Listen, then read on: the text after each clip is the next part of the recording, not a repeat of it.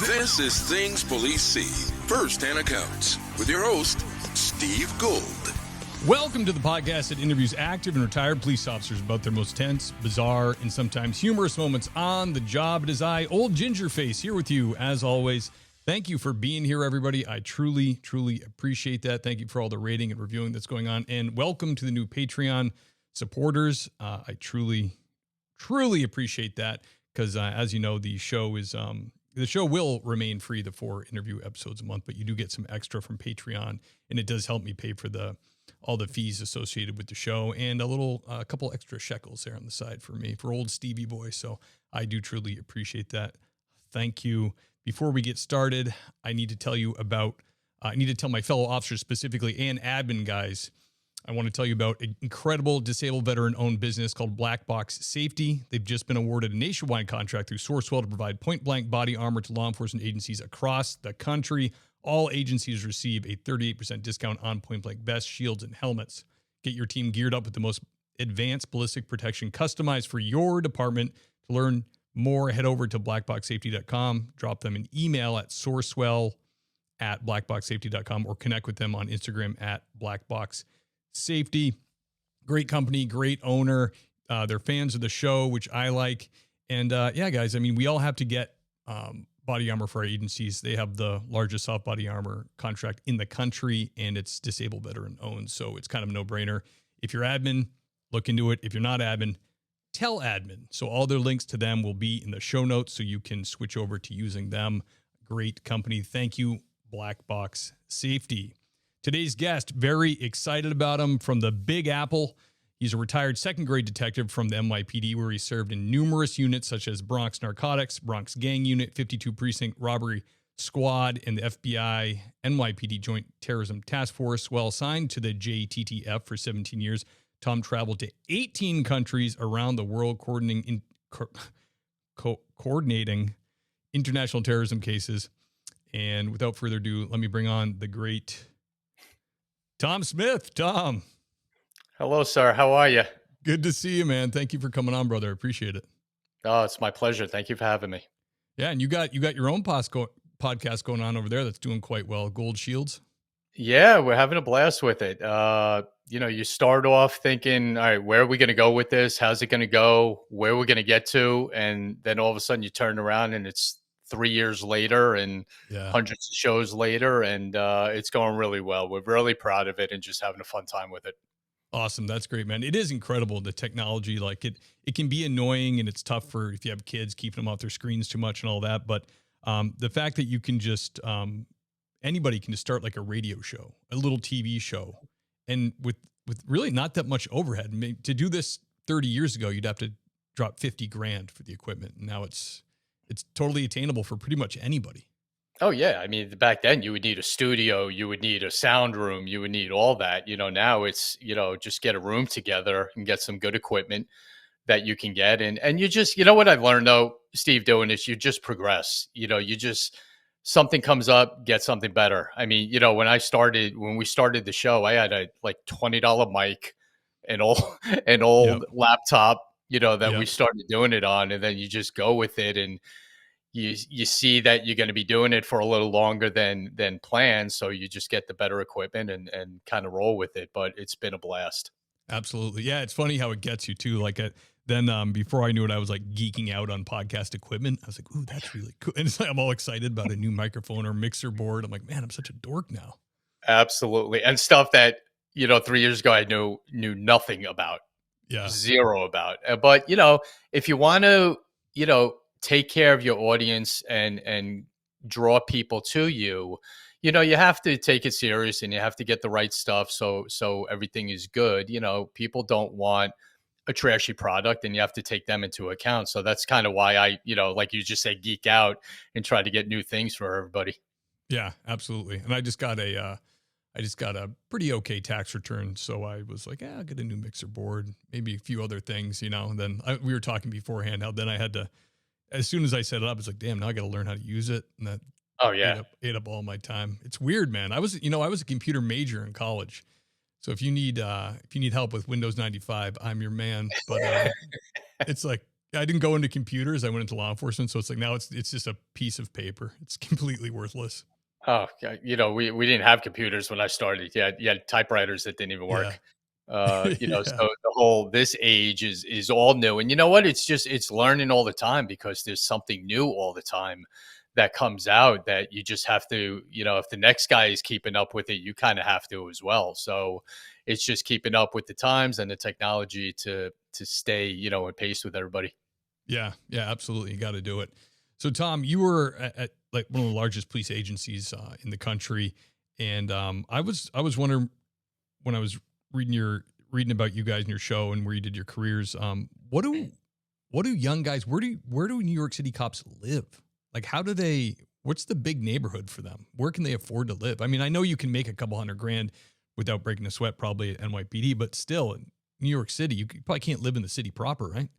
No, and you know what? The majority of officers don't live in the city. There are a percentage that do, but you're allowed to live in 7 other counties other than, the 5 boroughs, the 5 counties in the city, then 2 upstate counties, Oh, wow. Westchester, Long Island, you're allowed to live. So the majority of guys and girls in the NYPD don't live in the city for a number of reasons. One, you just want to go home.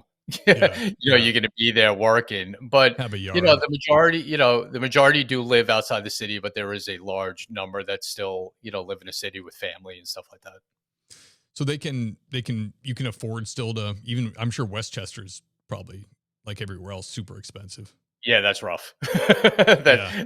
That's a rough one. But the northern counties, Orange County and Rockland County, which are north of the city where I grew up, are still comparable to what, the guys and girls in the NYPD are making. And if you're working day shift and you live up there, like what's your commute like to get to? Oh, you're leaving super early. Yeah. You can, it depends what precinct you're into. If you're upstate and you're working in the Bronx, there's certain ways to go that you don't hit any traffic, but a lot depends on the tours. And, you're doing a 7 to 3, you're going to leave pretty early to get into work because you got to get in before, 6:30 anyway, so you're missing that traffic and you might hit a little going home. But, it depends where your precinct is and where you got to go as to the time you got to leave. Gotcha. Yeah. So that probably marries you to your precinct. And once you buy a house and have a family, you're like, I'm not working at another part of the city. Yeah, until they tell you you're moving, Oh, and then you don't have dude. a choice in it. And then but that goes with transfers and putting in for things. I worked when I lived in Rockland County, which is just north of the city, and I worked in Manhattan North. It was a 40-minute commute, 45-minute commute. It was simple. And then you go to the Bronx, and it's a little more. And then going downtown to 26 Federal Plaza was a completely different world Yeah. because now you're dealing with every person on planet Earth that's going into Manhattan, driving. So those commutes were longer and more. So you got more done on the phone while you were sitting in traffic than sitting at your desk. Yeah. They let cops ride the train free if you're in uniform. Yeah. Okay. Yep. So that helps. I remember the LASD when I was in LA, they let anybody in uniform if you're a copper and you're in uniform and have your gun, you can ride for free. But they would do this thing where they just wear like a big coat Oh yeah. over their uniform and they would sit in the back and hear somebody acting up and they'd be like, Yeah. I just want to go home. Especially the kids in the academy, because kids in the academy have to wear their uniforms, back and forth to the academy where the guys on the street are getting dressed, at the precinct. But that was always a big deal. When I was in the academy, just don't let anyone know who you are because you can't Yeah. do anything anyway. You don't have anything on you, or you have is Right. a somewhat close looking uniform, at that time. You're just a But target. yeah, so keep that jacket on and keep your head down. Yeah, absolutely. Tom, can we go way back to when you first started your career to your first hot call, the first call that really gave you like a little adrenaline dump? Well, the first call happened the first night on patrol. Uh, we were assigned to a field training unit, which is just all the rookies, and you have 2 training sergeants. And the first night that we were on patrol doing a 4 to 12, I was in a car with the training sergeant and another cop, and we get a man with a gun call on 145 in Amsterdam, and we happen to be right near there. See the guy, he runs. I jump out of the car, chase him down 145 Street. He's got the gun in his hand. We're running, down jump over a fence, down an alleyway, get him down there. The gun flies out of his hand, get him locked up, and recover the gun. So that was my first night on a 4 to 12. That's great. That's classic. That's like exactly what you expect to do. Jump a Yeah, but fence, then you chase a expect guy. it every night. Yeah.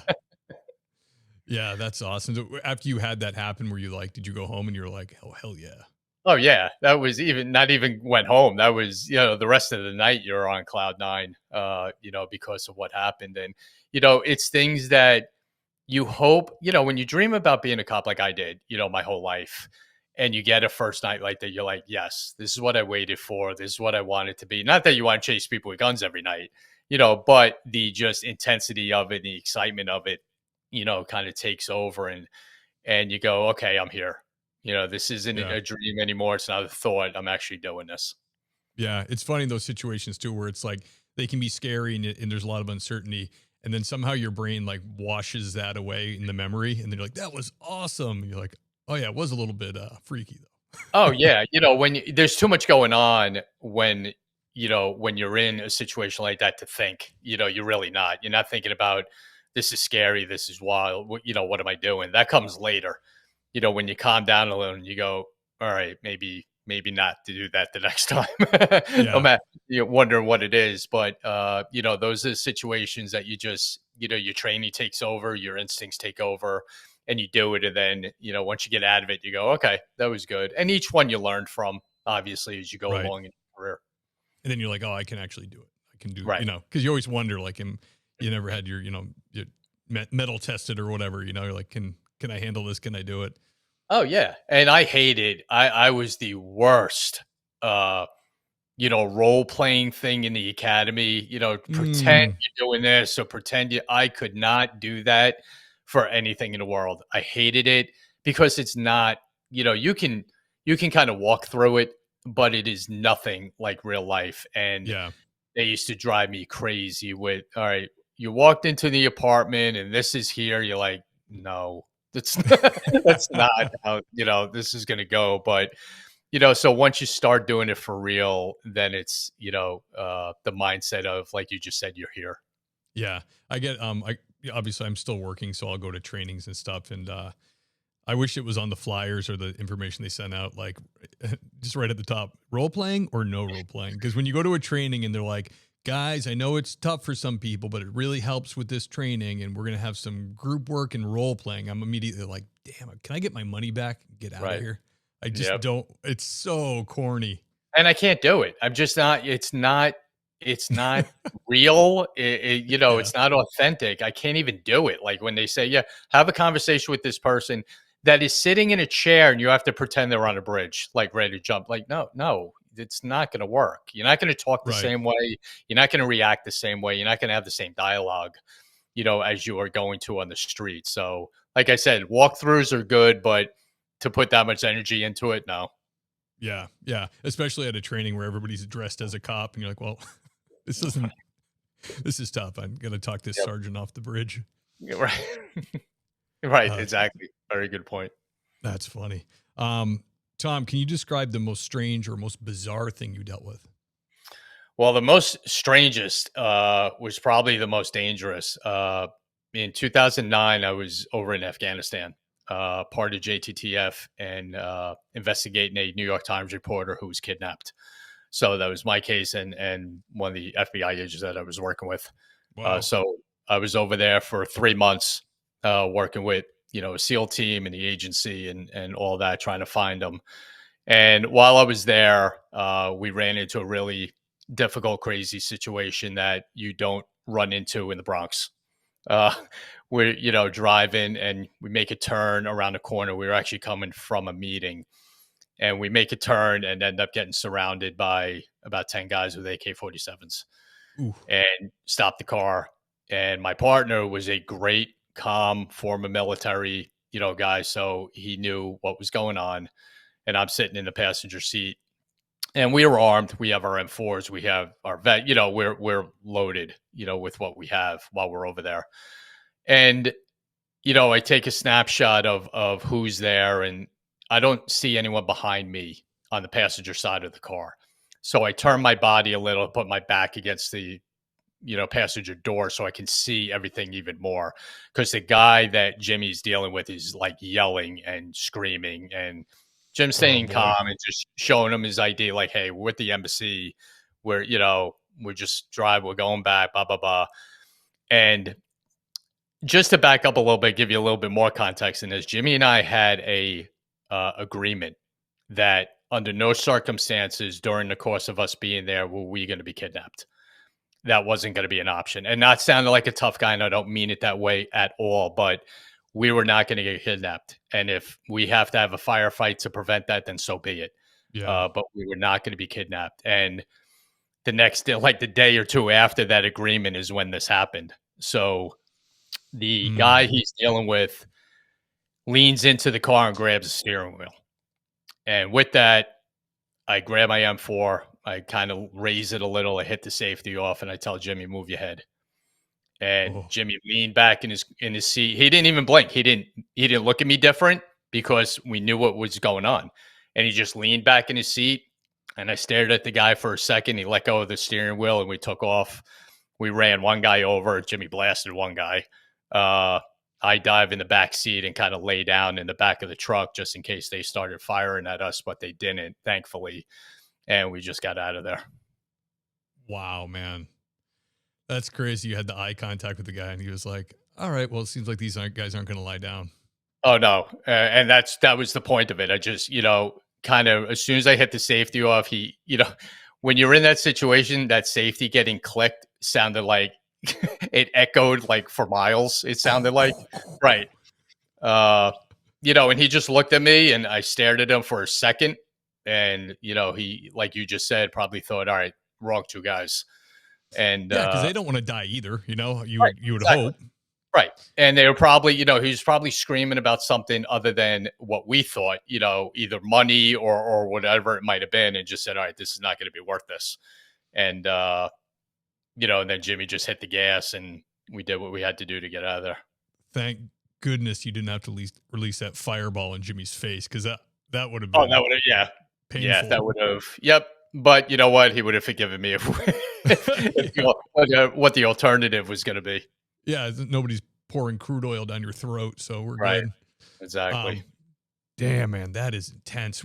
So with the Joint Terrorism Task Force, but you're at New York City PD. So this is something I don't know anything about. I never worked at a giant agency that would even be involved in something like this. But I understand that you guys got more involved after 9/11 for obvious reasons.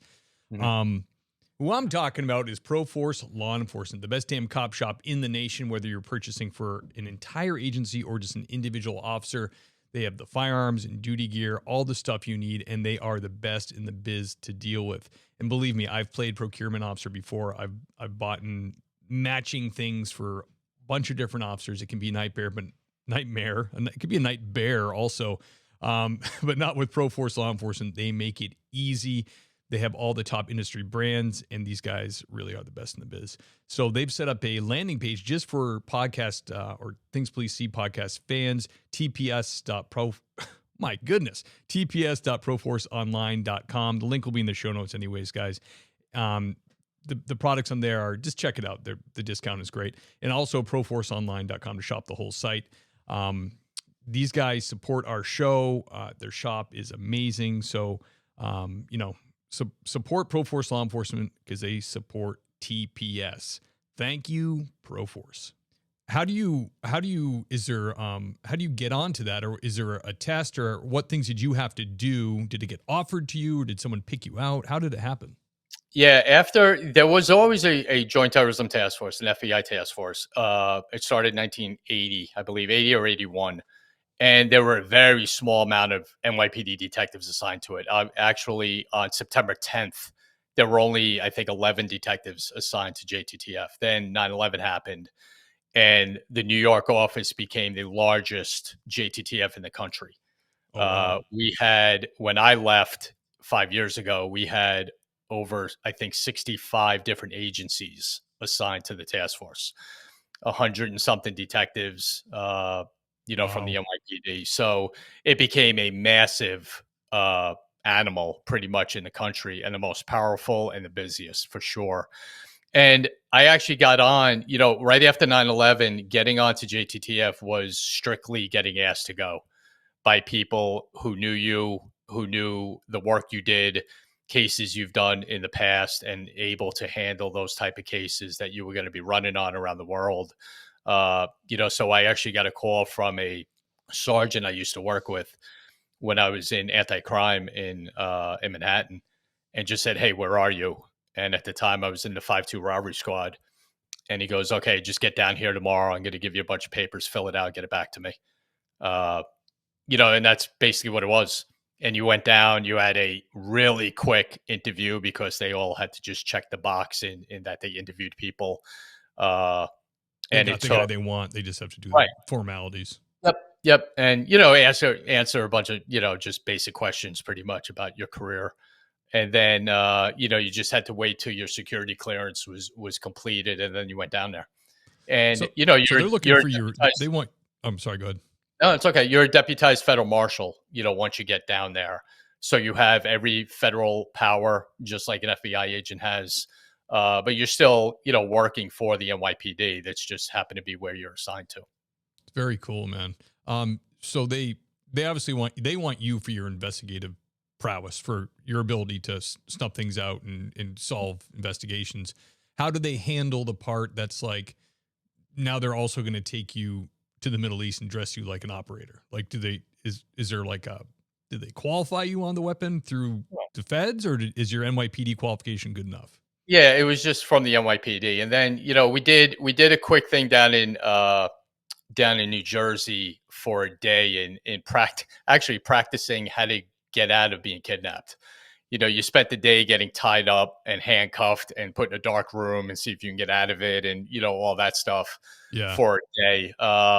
And then we had to go and sit down with some special op groups, because that's who we were going to be dealing with out there, any agency and stuff like that, and coming up with game plans of how we were going to be working over there. But it was, Steve, the one thing I always say about going over there, it was more a mental challenge than a physical challenge. I knew my tactics and how I was physically was going to be okay. But like you just said, I'm not in the military. I'm an NYPD detective getting dropped into the middle of a war zone now. Yeah. And, everything has to change. You have to be more on point. You have to really, really understand who you're in the car with, next to you, because when you're driving over there, the driver's driving and the passenger is looking at every other thing around you. People walking on the street, a double parked car, a car driving sideways, whatever it might be. You have to be completely aware and on point when you're driving around over there. So, all of that played a part in just being mentally prepared for being over there. Then you had to get ready and do the case, on top of that, Yeah. and figure out how we could get this guy home, which we, ended up doing. Thankfully, we did get him out and got him home, which was the best part of it all. Man, that's incredible. Yeah, the hypervigilance must be insane when you first start doing it. You first driving around, I would be like looking at everybody Oh as yeah. a threat, Yep. And you don't, one of the things is you don't stop your car. No matter if there's a car in front of you, you push it out of the way. You don't stop your car, because you're completely vulnerable to a sniper or to an IED or a suicide bomber or anything. So, there were times that we would be in Kabul, they actually have traffic circles, and you'd be pushing cars out of the way and jumping on a sidewalk and driving out of there because you just couldn't stop. Uh, and that played a part later. I have a very high regard for the military anyway. I always did, almost going in it on two different occasions, when I was younger, and then working closely with them in JTTF. And the understanding of, these guys and girls go over there for a year plus on multiple deployments, and the PTSD that they deal with is so real that I was over there for 3 months and didn't do anything, and not an eighth of what goes on a daily basis on the military side. But Yeah. even with that, when I got home, I got really uncomfortable sitting at a red light. It Yeah. was like overwhelming of, I don't want to sit here, and almost sometimes driving through a red light, because you was so used to not doing that. Uh, And then I remember one day that it hit me that I was making a left turn and the light was red and a car pulled up next to me. And I actually just instinctively reached down between my legs to grab my M4 while I was sitting at a light. And I'm like, wow, and you think about, I just went through 3 months of not crazy stuff, a couple of situations, but you think about how much our military vets go through, and my level of, honor for them rose dramatically. Absolutely. Yeah. I mean, 3 months, but you're making pathways in your brain that have to do with like your primal reactions. So Mhm. they're getting cored in, you know what I mean? Yeah. I totally get that. I mean, and then was it weird to come back here? And it sounds like it was, but like, even just like, I don't know, walking into a supermarket and being like, everybody's so peaceful and there's, you know what I mean? Like, it's like, this seems odd to Yeah. have the, you must have been so in a way grateful for the society we have in a lot of ways. That's exactly what I was just going to say. You have, you take for granted what we do every day. Going to a store or, just driving freely wherever you want, we take for granted. And until you're in a situation where you're among people that can't do that or have no ability to do that, and then you come home and you really appreciate what we have here. And everyone should. The freedoms we have, what we're allowed to do, what we're allowed to say is drastically different than a bunch of countries in the world that are out there. Absolutely. Yeah. I've said it before in the podcast, but I did background investigations for LAPD for a couple of years. And some of the best candidates would be guys from overseas, Marines and Army Rangers and whatever. And their biggest problem was a lot of them did long tours, multiple deployments, but they have access to social media over there. So they would put wild stuff up there because you can only imagine their state of mind. And Yeah, like, being a little bit sexist or racist or whatever is like the furthest thing from their concern, obviously. But then you do the social media search and you're like, oh, brother, what is this? So yeah, we'd always give them, they wouldn't get like a hard DQ. They would get like get rid of that, come back in 6 months or a year type of thing. And, sure. you got to cool off a little bit. Like Yeah, we and it takes understand. a while. It's not, when I got home, I took a week off. Just to get your timing back with the time change, because that was an 8.5 hour difference over there from being here. So the jet lag and just the time change took a week or so, even, to get back on track with that. Yeah, I bet. Just throw that into the mix of, being on Everything level else. 10 for 24 hours a day.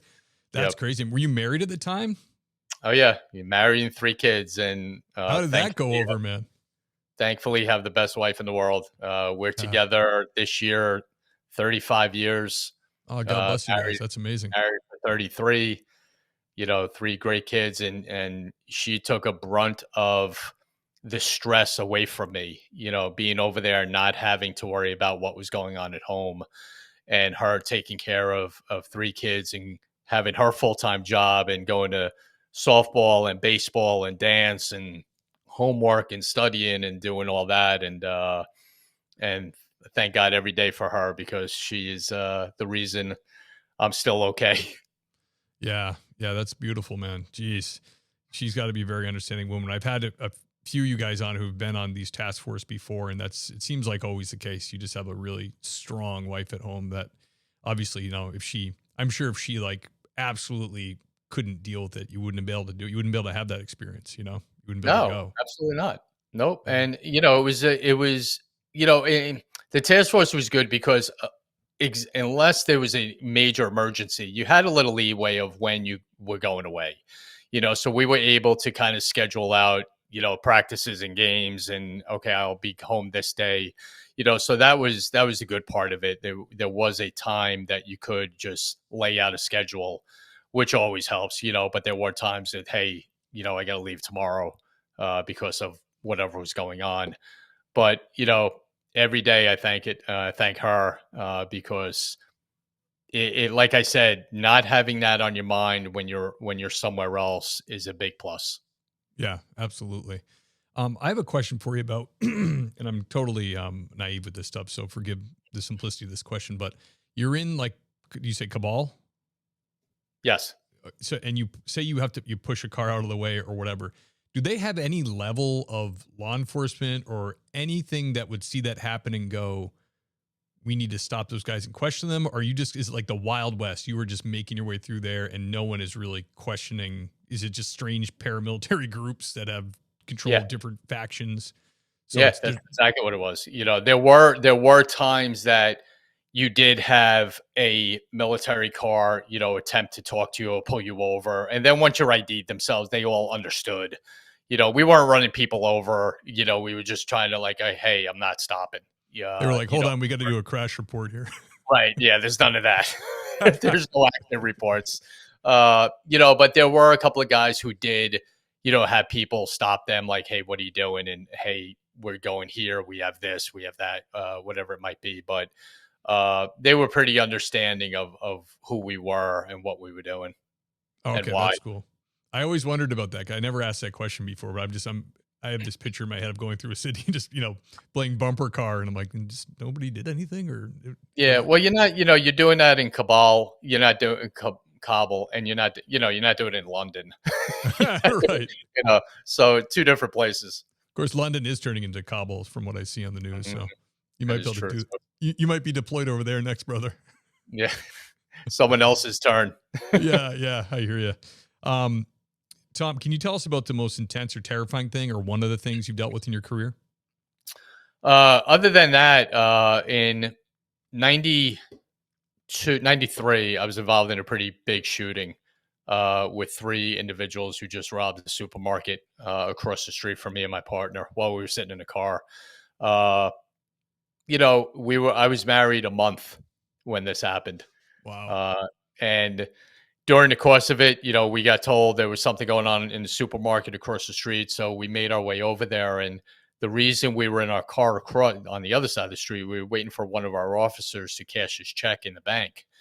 And we were all friends. We were all, very good friends and tight. We'd go out after work. And the 2 guys actually I was with that day were at my wedding, so we were a very tight group. And we get to the other side of the street and the people from the supermarket say, hey, there's 3 guys with guns. They just robbed us. They tied up the security guard. They're coming up 144 Street towards Broadway in a livery cab that they carjacked. So we start heading down there. We kind of run right into them. They lean out the car. They start shooting at us. We put it over the air and they start going north on Broadway. And Ralph comes out of the bank because he heard me on the radio and he heard the shots. They lean out. One of the guys leans out the car and shoots Ralph. He got shot in the leg. So he goes down. And we have this just back and forth shootout with 3 guys in the backseat of a car and us on the street because we blew the back window of the car out. So we're just exchanging gunfire. We actually hit 2 out of the 3 of them, apprehended all 3. The one guy who actually shot Ralph, who made a full recovery, he actually had to get off the job because it blew his hamstring out when he got shot. So he got off the job, but we were able to put them away for a long time. I think the shooter actually got 125 years in jail. So he was a career criminal. They were bad guys. They were wanted for I think it was 14 supermarket robberies around the city at that time. They were wanted in every count, in every borough, by everyone, and we just happened to run into them that day. So they figured out that, maybe a supermarket's a softer target than a bank and they still have money on hand. Do you know how much they would get from a score? I don't know. Because we weren't involved in the investigation or putting together any of the patterns that they were wanted on. We did have to go to a couple of lineups, I think, just to kind of, shore up the patterns in identifying them in other robberies that they were wanted for, but not in the overall investigation. Gotcha. Because we were still on patrol. We were young cops at the time. Wow, that's nuts, man. What were they? Did they have rifles or handguns or? They had handguns to 357, a 44, and a 9. Oof, 44 and a 357. And we only had 38s. We didn't even have 9s yet. So we just had 38s that we had. I've heard that before about, people think of a place like NYPD and they're like, oh, they're going to have state of the art everything. But really, there's so many officers that like transitioning to 9 probably cost millions of dollars, not just for the guns, but for the qualifications and the ammo and the whole Yeah, thing. So we didn't get 9s until 94, 95. wow. We And didn't switch on to them. they wouldn't, not the kind of agency that would they let you buy your own and carry it if you wanted? No, you had to carry a 38. That was it until you were until the 9s came, and then you were only allowed to carry certain 9mm off duty. Wow. That's crazy, man. Yeah. You'd think even, man, they make wheel guns in 357. That would have been a little better, get some kick Yeah, there. 6 shots goes real quick. Yeah. real fast. And the whole, analogy movie wise, like count your rounds. No, that doesn't happen. Sorry, brother. That Yeah. that's not even close to happening because your mind and tunnel vision and echoes and I say it all the time. I think there were 40 something rounds fired in the shooting I was in. I think I heard one. I think the first round that was fired at us, or first couple of rounds, and then the one that hit Ralph, and then that was it. Then everything sounded like you were in a pillow. That's crazy, isn't it? Your body reacts, protects your hearing. Yeah. Yeah, I remember the first time I did munitions training, I'd never been hit with one. So we're all kind of like, what's this going to feel like? And so we did scenarios and they load you up, give you magazines and stuff. And I remember being like the guy at the table that loads it. Hey, you only gave me I only had 3 rounds. He's like, no, you had 10 rounds. I'm like, but I shot him so fast, and I immediately went to a knee just innately because I wanted to be a smaller target when the rounds started coming. And then I just emptied my gun and I was like, I'm out. Yep. It's quick. Man. And that's that's make believe. You know what I mean? That's not real. Right. Oh man, that is intense, brother. Tom, can you tell us about a positive or heartwarming call that you dealt with on the job? Sure. We had one call, and I still tell this story when someone like you asked it because it was so important to us. We get a call one night of a unresponsive baby, and of course, in New York City, when you have an emergency and you run into a building, elevators don't work. So never. And the call is always on the top floor. Of course. So we run as fast as we can up 6 flights of stairs, I think it was, get in the hallway, and the mother is holding this lifeless baby in her arms and just hands it to my partner. And that's it. Just hands it to her. So we take it, we do a U-turn, run down the stairs, and I'm yelling on the radio, what we got. I'm asking my precinct, the precinct north of us of the hospital we're going to go to start shutting down Riverside Drive. Just shut it down. That's the route we're going. Give me a minute. We're running to the car now. And Central could hear me, running down the stairs. And I'm trying to actually get ahead of my partner so I could get in the car and get it at least started before he gets in. And we get in and we take off, and everyone's starting to shut the streets down. And, we rip the clothes off the baby, and he's doing mouth to mouth of the baby. I'm pumping the baby's chest while on his lap while I'm trying to drive, 80, 90 miles an hour north on Riverside Drive. Wow. And grab my radio and try to just tell them where I'm at, just so everyone knows, I'm getting to their intersection. And we're doing it. We're just continuously doing it and doing it. And we get to the hospital, and I kind of just slide sideways into the emergency room, opening. Yeah. And as soon as we did that, the baby started crying. Oh, thank God. That was, just picked her up, ran inside. Doctors then took it from there. But it ended up that we found out later, or the next day or 2 days later, that the baby actually had a seizure, which stopped his heart. And, thankfully we were in the right place at the right time and able to help. Yeah, man, that's amazing. I love that story. Thank goodness. That must have been the best sound in the world. Oh, unbelievable. And loud. That was the best part. It wasn't like a gurgle. It was a scream, which was great. And I mean, literally, Steve, as we are sliding into the dock, of the emergency room, and there, all the emergency room personnel are all there waiting. They're all standing there because they got the heads up. And as soon as I did that, he let out a big scream. That's awesome, man. And then you got to get word back to the mom too, because she's like, he just Yeah, took off with her baby. It's like, oh, we gotta right. let her Well, know. someone else, yeah, I think the guys who showed up after us, just backing us up on the call, I think grabbed her. So she wasn't. I don't think she was too far behind us. Oh, that's great. Oh, yeah, I was imagining that, like, you had to go quick. It was no time for No, nope, contact info or whatever else. nope. Um, Damn, man, that's awesome. What a great save. Those are the hardest calls ever with kids that Oh yeah. either You die never or want dying. that. When you hear anything on a radio of a kid or a child or something, you're praying that it's nothing that bad or something you can easily fix or whatever it might be. No one likes going to those. Yeah. Yeah. And a lot of times it is, you show up and then whatever was happening is cleared up, or they just had a coughing fit and turned purple and now they're back. I have 3 kids. It happens. Like, you can have your kid can get into a weird little cycle where they stop. It Oh looks yeah, like it's yeah, like they're going to stop breathing. No one tells you that when you have a kid.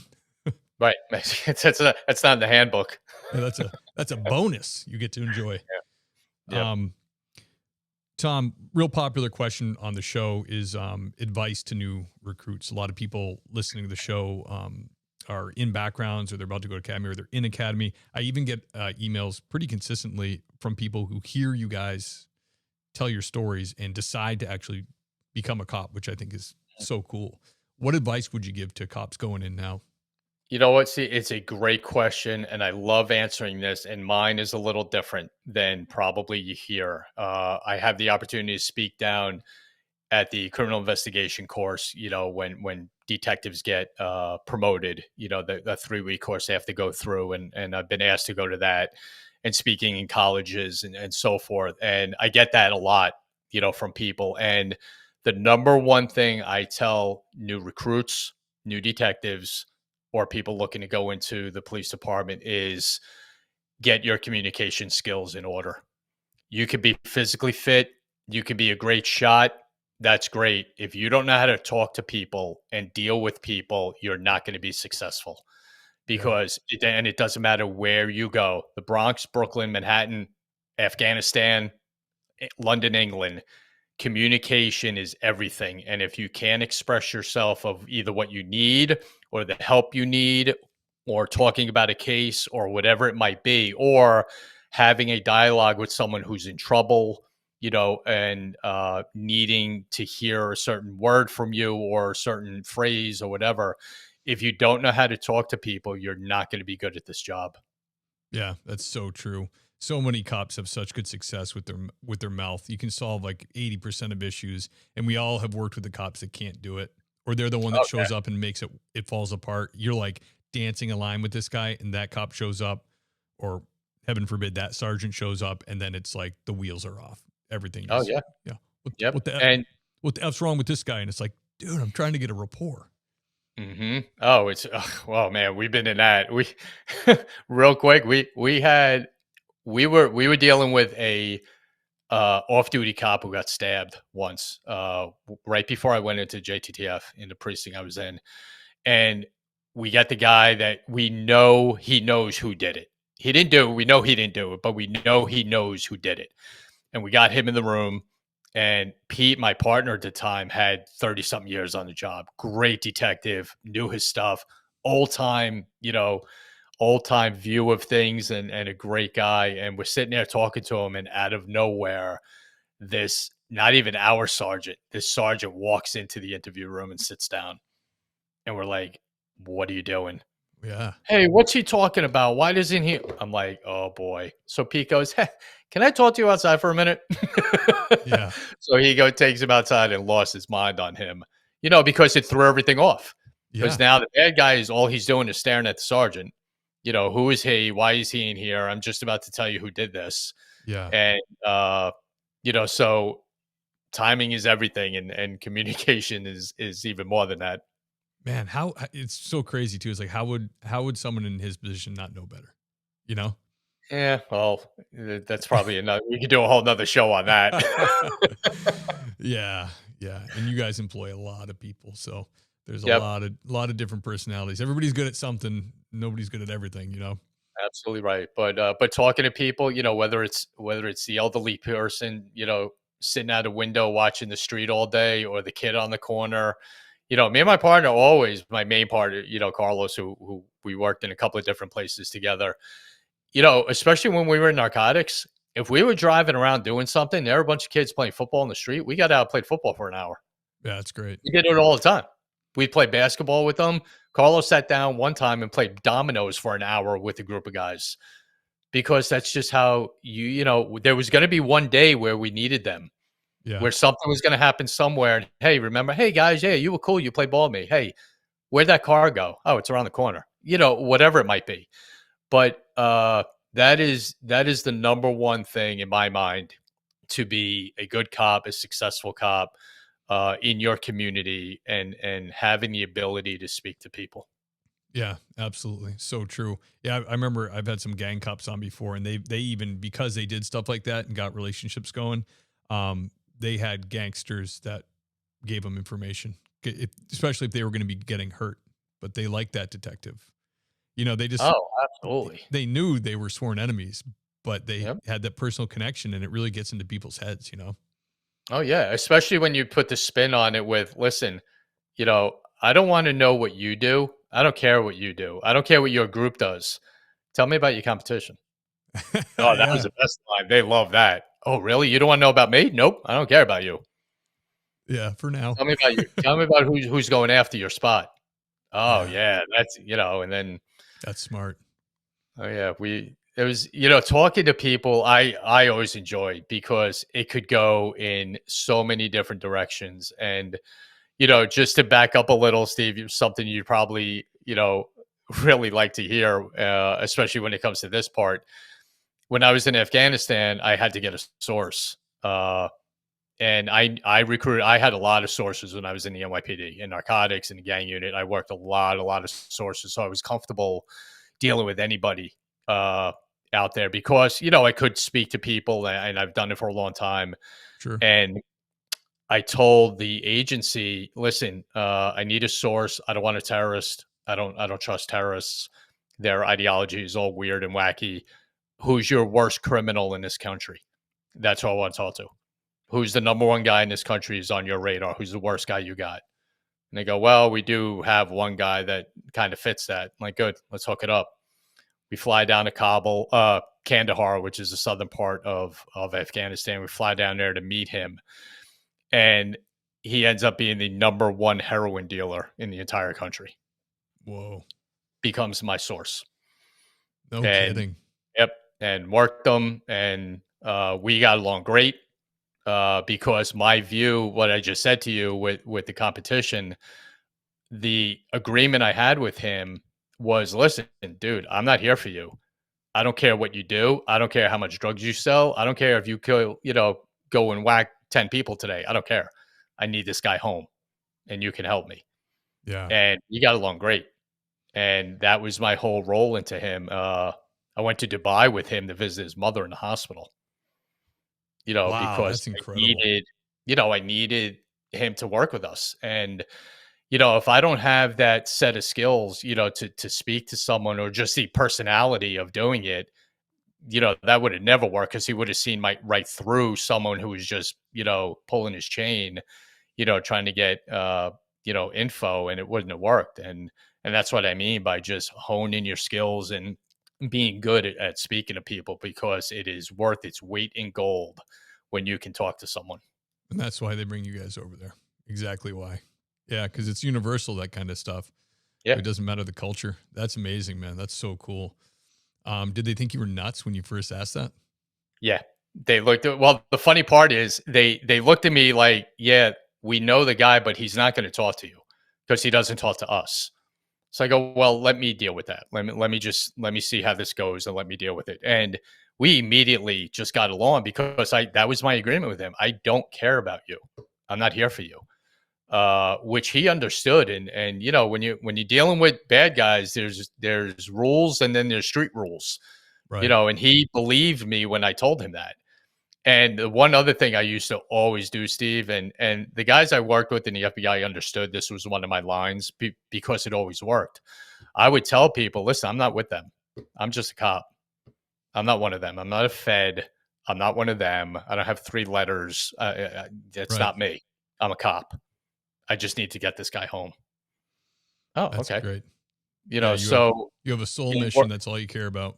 yeah, and that was it. And I didn't care how, we did it or who did it, but I would go back and intentionally tell the agency, yeah, he called me today and he's like, he called you. Like, yeah, he calls me. We talk all the time. Well, he doesn't call us. I go, he doesn't like you. That's why he doesn't call you. He doesn't trust you and he doesn't like you. That's why. So that was always kind of a running joke with being in touch with him as much as I was. And you keep in touch with him now? Have you heard from him at all? No, he got killed. Oh, well, that happens a bit. Yeah, he got, and it was, while we were talking and while we were meeting down in Kandahar and a couple of times up in Kabul, he would tell me, "Hey, Tom, listen, let's meet real quick because I don't want you to get hurt because they're going to get me. So let's just do what we got to do real quick." And he would say that every time we met, whether we met on the side of the road or in a hut or, whatever it might have been, he would tell me all the time, "Listen, let's do this quick because I don't want you to get in the middle of this." And Wow. his competitors actually at a point in time after we were done, I was home, got to him and he got killed. Oh man. So yeah, it sounds like this guy definitely had some like humanity about him. What was his backstory? Oh, Do you he know at all? was, I know a lot about that I can't get into, but he was, Was he a pretty poor well kid or known. middle class or? No, he was well taken care of, uh, politically, very well taken care of. Okay, so he had the means to start his Yeah. criminal He enterprise. visited the United States a lot, went to school here, so he knew, he was very educated, knew the deal. But that's what the business was over there at the time. Wow, that's incredible, brother. My goodness. Um, Tom, tell us about Gold Shields. Gold Shield. It's, what? It's just great. Dan Murphy and I, my partner, started it 3 years ago now. And what we do on the show is we get these high profile cases and we get the men and women who actually did them, either on law enforcement level, military level, or victims of high profile crimes. And we get them on the show and they tell their own stories. We say it all the time. Dan and I's name is on it. It's it's our show, but we have very little to do with the show. It is so about our guests and their stories. And there's times that, Steve, we get speechless with some of the stories that we hear and, what people have gone through in order to achieve a goal or close a case or finish a mission, or the injuries that they've sustained in war, and then coming on our show and telling about that. It's, we get shows that really hit us sometimes. Children getting killed, all that, and Yeah, investigations of that. We love hearing these stories because it's stories that you may know the overall case or the characters or who's involved, but not the integral details that we get into with our guests, with detectives and agents or members of SEAL teams, and all that. It's just a great ride that we're on. And we love the people that we get to meet and get to talk to every week. And it's been a great ride. that's awesome. You can get it everywhere. Apple Podcast, Spotify. You're on YouTube. Yep. It's on, I mean, we're on audio channels. I don't even know. Well, I'll get an email that, hey, you're on this. Like, okay, cool. But we're on every audio channel and youtube.com/@goldshields is our videos. And like I said, it's just a great ride. And our website is thegoldshieldshow.com. And, like I said, it's something you had a thought of a few years ago. And when we started this, Steve, we had 7 shows lined up and that was it. And we had no idea what number 8 was going to be. Yeah, I Until know we the got to like feeling. number 5 and we're like, oh, damn, we need a number 8 real quick. And then it just catches on and the stories resonate with a lot of people. And, you start getting people that, hey, I got this person for you, or you should Yeah, check this case out. And then it just goes from there. And you turn around, you blink, and it's season 3 already. So we're really blessed and we just love doing it and the people we get to meet every week. That's awesome, man. Yeah, it sounds like the listeners of this show, that'd be right up their alley. There's a lot of similarities between the two shows. Happy to join us, please. Yeah, absolutely. Check them out, guys. Well, yeah, because I have people write me and they want more. People would like more episodes, but I'm not capable. So go binge Gold Shields. Why not? There's another. We're in. One. Yep. Yeah. And, we love suggestions and comments of, hey, I know this. Can you get this? And I'll reach out to anyone. I'm 30 years in the NYPD gave me something of digging and finding people. I've had a couple of guests.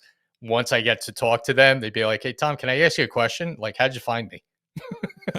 Well, I learned something in 30 years, so, which is great. But the story, even, the upcoming shows we got scheduled already are gonna blow people's minds. I can't wait to do them. Awesome, man. I love it. I will absolutely put a link in the show notes to your website and to your podcast. And guys, go check them out. Tom, honored to have you on, man. Fantastic stories. Thank you so much.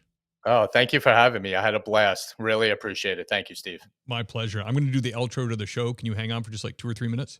Absolutely. Awesome. The great Tom Smith, guys. Fascinating career. Wow. And his the podcast sounds fantastic as well. Go check them out. This is a time in the show where I thank the Patreon sponsors who I'm talking about. These are the lieutenants, everybody. The great and powerful Andy Biggs, the handsome Kyle Roberts, Michael Roach Machines, thank you, sir. The great Thomas Connell. Now to the sergeants, Adam Alexander, Adam McMahon, Adam Mihal, Ben Peters, Brad Thompson, Dan Carlson from Burley Boards, amazing woodworker. Check him out on Instagram. Sherry Finch, thank you, madam. Clark LaCuff, everybody. Dave Ellman, Dennis Carrasquillo, Doug and Kelly Newman. Love you guys. Hope you're having a good time in Wyoming. Dylan Mosher, everybody. Elliot Sykes, Gabriel Decknob, thank you. Gary Steiner, George Carey, Otis, Greg Gadboy, James Rose, Jason Labrie, everybody. Jason Lau, Jessica King, thank you. John Jordan, John Shoemaker, John and Aaron Kate, love you guys. See you at church. Lauren Stimson, the handsome Lane Campbell, everybody. Lisa Gano, thank you. Monica Bryan, thank you. Iceman from Motor Cop Chronicles, check out his podcast. Nancy Hammond, everybody. Nick Adams, thank you. The great Paul Maloney, past guest, check out his episode. Great job on that one. Raymond Arsenal, thank you, sir. The great Richard Tolles, keep on trucking, brother. Sasha McNabb, Sam Conway, thank you. Scott Young, Sean Clifford, Seth Wright, Sheriff Ronald Long, thank you, sir. The great Tammy Walsh, holding it down at dispatch, thank you, Tammy. Tony Fahey, everybody. Zachary Pleat, thank you. And the great George Tessier, love you, buddy. See you at church. Woo!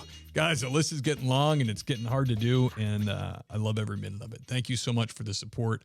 I truly appreciate it. The link to the Patreon will be in the show notes, as always, and I will see you guys next week.